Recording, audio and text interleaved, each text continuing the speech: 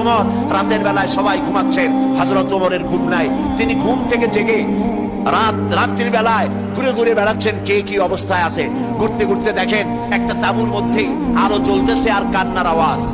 আস্তে করে কাছে গেছেন, যে দেখেন একটা মেয়ে লোক কি জন্য রান্না করতেছে আর বাচ্চাগুলি পাশে বসে কাঁদে। তিনি ভিতরে ঢুকে বললেন, আচ্ছা মহিলা, তুমি এত রাত করে রান্না করতেছো কেন?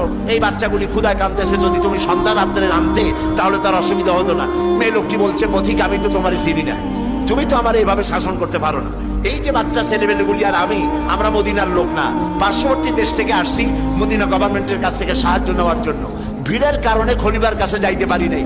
আমার ছেলেগুলি 2-3 দিন না খাওয়া, আর এই যে হাড়ি, ওর মধ্যে কোনো গোস্ত না, পানি আর পাথর দিয়ে নাড়াচাড়া করতেছি যাতে বাচ্চারা বোঝে যে গোস্ত রান্না করতেছি। বলেছি যে একটু অপেক্ষা করো, রান্না হইলে খাইতে পারবা। কিন্তু বাচ্চাগুলি এত ক্ষুধার্ত, কোন রকমেই তারা আমার কথা শুনতে চাচ্ছে না, কাঁদতেছে। হযরত ওমর বলেন, এটা শুনে আমার মনে হলো যে আমার পায়ের তলা থেকে মাটি খসে যাচ্ছে। হযরত ওমর বললেন, মা তুমি একটু অপেক্ষা করো, দেখি আমি তোমার কোনো উপকার করতে পারি কিনা। হযরত ওমর দৌড় দিলেন। ইতিহাস বলছি, গল্প না। হযরত ওমর বাড়িতে চলে গেলেন।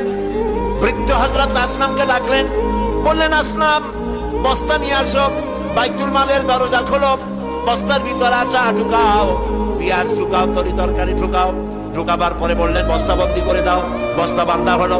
হযরত ওমর বললেন, আসলাম রে, এবার এই বস্তাটা আমার মাথার উপরে উঠাইয়া দাও।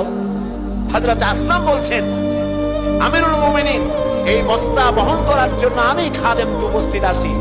হযরত ওমর বললেন, না, আজকের বোঝা আমার মাথায় উঠাও, কারণ কিয়ামতে তোমাকে আসামি বানানো হবে না। যে দৃশ্য আমি দেখে এসেছি কিয়ামতের দিন, এজন্য আল্লাহ আমাকে আসামি বানাবেন। আমার বোঝা আমার মাথায় উঠাও। আটার বস্তা মাথায় নিয়ে হযরত ওমর দৌড়তে লাগলেন। অর্ধেকটা পৃথিবীর প্রেসিডেন্ট হযরত ওমর আটার বস্তা মাথায় নিয়ে দৌড়াচ্ছেন। তাঁবুর কাছে গিয়ে বস্তা ফালালেন। বস্তা খুলে আটা বের করে বললেন, মা রুটি বানাও। নিজে তরকারি কুটলেন, রান্না হয়ে গেল।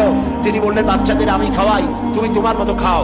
2 বাচ্চা 2 উরুতে নিয়ে হযরত ওমর বাচ্চাদেরকে রুটি খাওয়াচ্ছেন। মহিলাটি লক্ষ্য করে দেখলেন